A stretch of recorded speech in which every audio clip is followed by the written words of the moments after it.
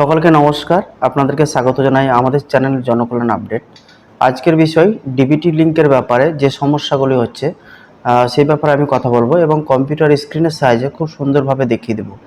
ডিবিটির প্রথম প্রশ্ন যে ধরুন আপনার একটা অ্যাকাউন্ট আছে, সেক্ষেত্রে আপনার কোনো সমস্যা নেই, যেহেতু ওই অ্যাকাউন্টেই ডিবিটি লিঙ্ক হয়ে থাকবে। যাদের ধরুন একাধিক অ্যাকাউন্ট, সেক্ষেত্রে দেখা যাচ্ছে যে কানাড়া ব্যাংকে ডিবিটি লিঙ্ক হয়ে আছে, আপনি চাইছেন কোনো কারণবশত যে এসবিআই ব্যাংকে আপনি ডিবিটি লিঙ্ক করবেন, সেক্ষেত্রে কিভাবে করবেন আমি ওটা দেখাবো। এবং ধরুন আপনি ডিবিটি লিঙ্ক আপনি সিটিং করবেন বা কীভাবে ডিসিটিং করবেন আমি খুব সুন্দরভাবে বলে দেবো। তো আমি কম্পিউটার স্ক্রিনের সাহায্যে আমি দেখিয়ে দিচ্ছি, আপনারা এটা স্টেপ বাই স্টেপ দেখতে থাকুন, তাই ভিডিওটি আপনারা শেষ পর্যন্ত দেখুন। সর্বপ্রথম আপনাদের মোবাইলের যে কোনো ব্রাউজারে চলে যাবেন, এখানে গিয়ে সার্চ করবেন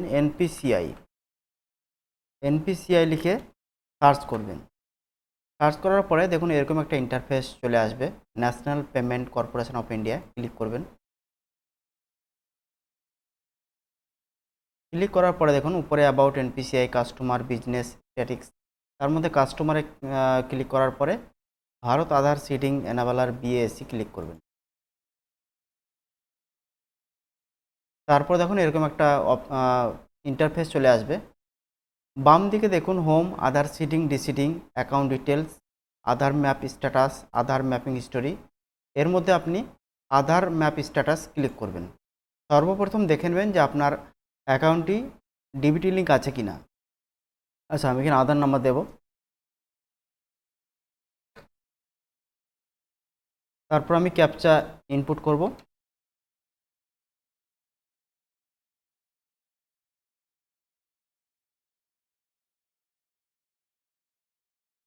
তারপরে এই যে অপশন আছে রিসেট চেক স্ট্যাটাস, আমি চেক স্ট্যাটাসে ক্লিক করব।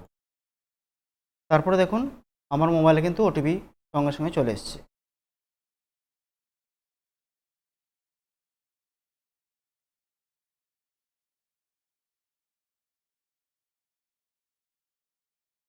ওটিপি দেওয়ার পরে কনফার্মে ক্লিক করবেন।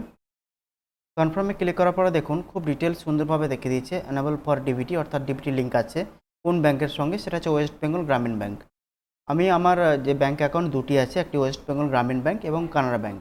সেক্ষেত্রে আমি ডিবিটি লিঙ্কটা ওয়েস্ট বেঙ্গল গ্রামীণ ব্যাংকে করব না, সেটা আমি কানাড়া ব্যাংকে করব। সেক্ষেত্রে আপনি যে কোনো ব্যাংকে করতে পারেন। সেক্ষেত্রে আপনি কি করবেন, আবার এই যে অপশান আছে আধার সিডিং ডিসিডিং, এখানে ক্লিক করতে হবে। তারপরে দেখুন কনফার্ম ক্যান্সেল, কনফার্মে ক্লিক করতে হবে।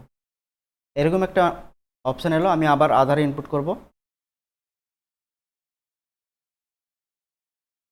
তারপরে দেখুন সিডিং ডিসিডিং, আমি সিডিংই করতে চাই। আচ্ছা, তারপরে দেখুন ব্যাংক, কানাড়া ব্যাংক, আমি কানাড়া ব্যাংক সিলেক্ট করব। আপনাদের যে ব্যাংকে আপনারা করবেন সেটা সিলেক্ট করবেন। তারপরে দেখুন খুব ইম্পর্টেন্ট সিডিং টাইপ, এটা খুব ইম্পর্টেন্ট, লক্ষ্য করে দেখুন ফ্রেশ সিডিং, অর্থাৎ আপনার ব্যাংকের অ্যাকাউন্ট কোনো ডিবিটি লিঙ্ক করা নাই, সেক্ষেত্রে আপনারা ফ্রেশ সিডিং মারবেন।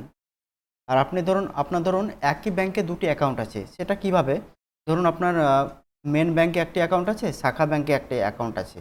আগে এই জিনিসটা হতো, এখন কিন্তু হয় না। সেক্ষেত্রে এখন এই মুভমেন্ট, এই মিডিলের অপশানটা কোনো মানে হয় না।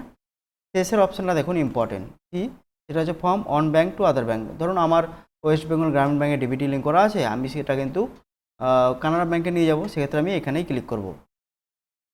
আর যারা ফ্রেশ করবেন একদমই, ধরুন আপনাদের ব্যাংকের ডিবিটি লিঙ্ক করা নাই, সেক্ষেত্রে একই পদ্ধতি, ডাইরেক্ট সরাসরি এই যে আধার সিডিং ডিসিডিংয়ে আসবেন, তারপরে সিডিংয়ে মারবেন, আধার দেবেন, ব্যাংক চুজ করবেন, তারপরে ফ্রেশ সিডিং, আপনারা যারা ফ্রেশ করবেন ফ্রেশ সিডিং, যেহেতু আমার ডিবিটি লিঙ্ক করা আছে সেক্ষেত্রে আমি মুভমেন্ট করছি। তারপরে দেখুন এখানে অ্যাকাউন্ট নাম্বার দিয়ে দেবেন, এখানে অ্যাকাউন্ট নাম্বার দিয়ে দেবেন, আবার একই অ্যাকাউন্ট। তারপরে এই যে চেক বক্স আছে, এই চেক বক্সে ক্লিক করে দেবেন। এটা ক্লিক করার পরে আবার এই ক্যাপচা কোড দেবেন, তারপরে সাবমিট মেরে দেবেন। সাবমিট মারার পরে আপনাদের ব্যাংকে মোবাইলে একটি ওটিপি চলে আসবে। ওই ওটিপি ইনপুট করার পরে আপনাদের কিন্তু ডিবিটি লিঙ্ক অ্যাক্টিভ হয়ে যাবে। তো আপনারা খুব সুন্দরভাবে সম্পূর্ণ জানতে পারলেন যে কীভাবে ডিবিটি লিঙ্ক করবেন। আমি ওভারঅল একটা বলে দিলাম। আপনাদের যদি ভিডিওটা মানে তথ্যমূলক বা হেল্পফুল মনে হয়, তাহলে আপনারা অবশ্যই সাবস্ক্রাইব করুন, লাইক করুন, কমেন্ট করুন। আজকে এই পর্যন্ত, দেখা হচ্ছে পরের একটা ভিডিওতে। ধন্যবাদ।